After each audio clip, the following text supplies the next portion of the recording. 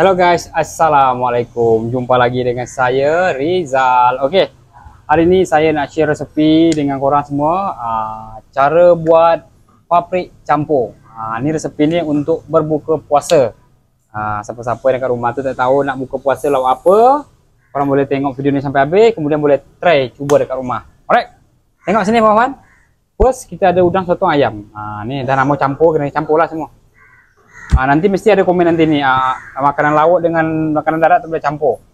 Itu pulang masing-masing lah. Kalau nak ikut-ikut, kalau tak nak ikut pun tak ada masalah. Okey, kat sini sayur macam biasa, carrot, bunga kubis, kacang panjang, buah Holland. Okey, jom masak. First, lauk kita goreng dulu.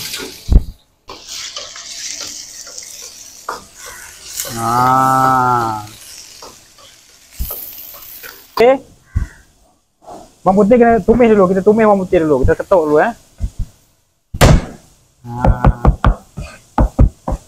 Kemudian kita campur sekali dengan bawang Holland. Kita tumis dulu. Jom tengok sini. Tuh, tambah lagi bawang Holland dia.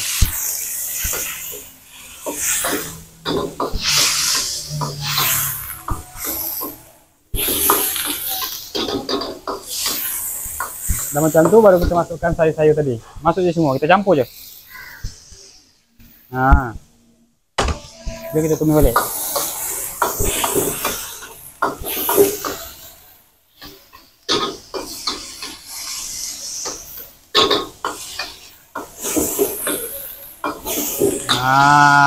Macam tu. Kita tumis je dulu.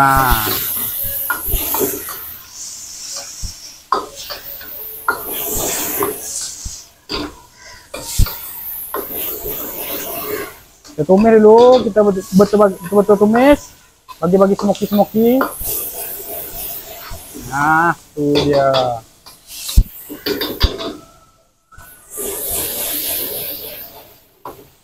Okey.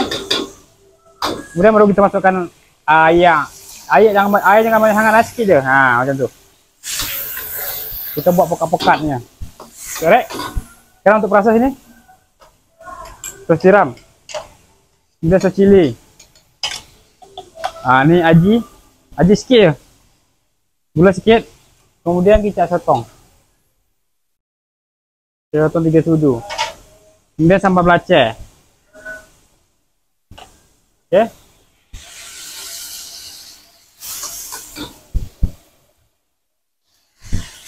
Kacau-kacau lagi dia. Okey guys, tengok sini. Setelah nak masak macam ni. Macam ni kejadian dia.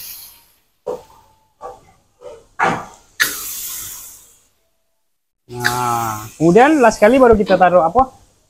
Daun limau purut.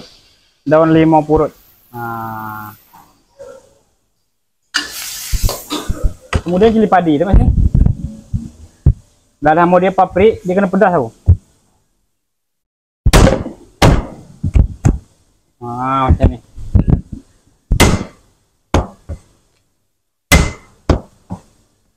Okey, jom. Masuk dalam. Okey. Siap, tutup api.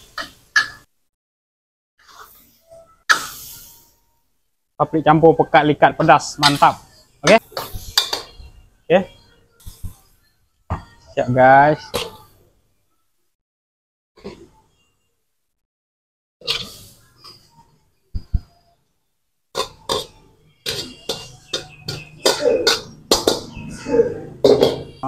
Ni dia. Inilah dia, tengok.